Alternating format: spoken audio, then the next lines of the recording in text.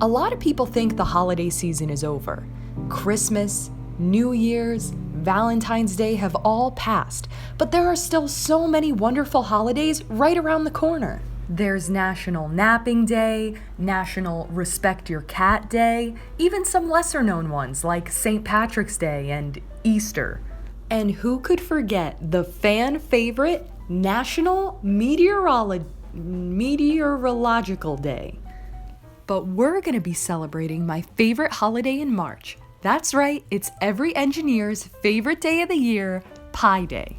This Sunday's date is 314, which are the first 3 digits of pi, the mathematical ratio of a circle's circumference to its diameter. There are so many ways you could celebrate Pi Day.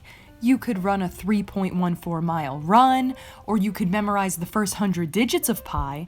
But since we're in Gina's Food Court, we're gonna celebrate by baking a French silk pie. Let's start by making the crust. Here's what you'll need.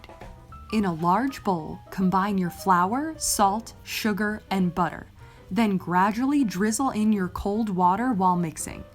Once the water is thoroughly combined, flour a work surface and turn out the dough. Gently form the dough into a ball and roll it until it's large enough to fit a 9-inch pan.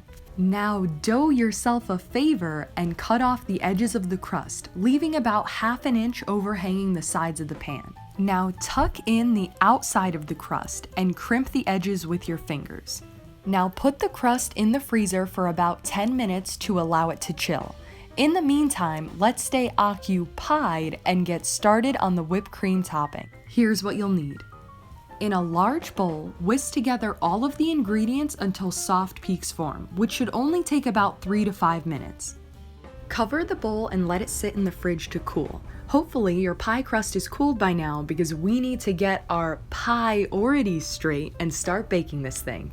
Line the inside of your crust with some parchment paper and fill it with beans or rice to prevent any air bubbles from forming in the oven.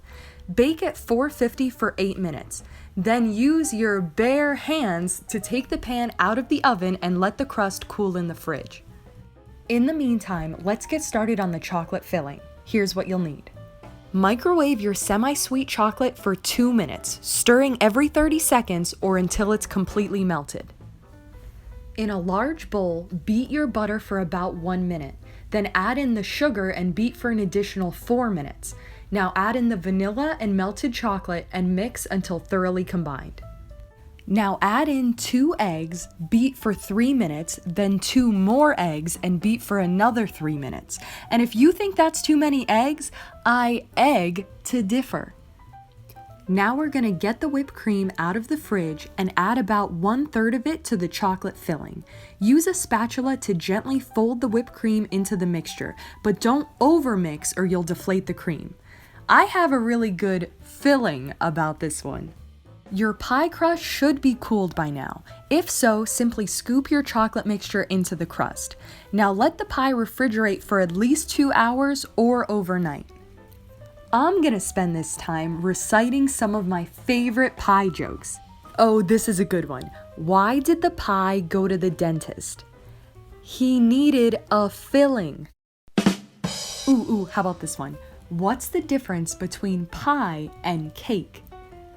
Pie are squared, but cakes are round. 2 hours later. And he said, no, those are the pirates of the Caribbean. What? Time is up already, but I only got through half of my pie jokes. We'll just have to save the rest for next year. Now we can top off the pie with the remaining whipped cream.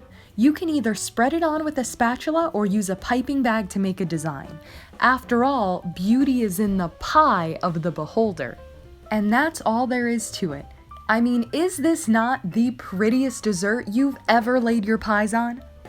Thanks for tuning in to this episode of Gina's Food Court. Don't forget to give this video a thumbs up and hit that subscribe button. Comment down below if you gave this recipe a try or have any suggestions on what I should make next. Happy Pi Day, and please, bake responsibly.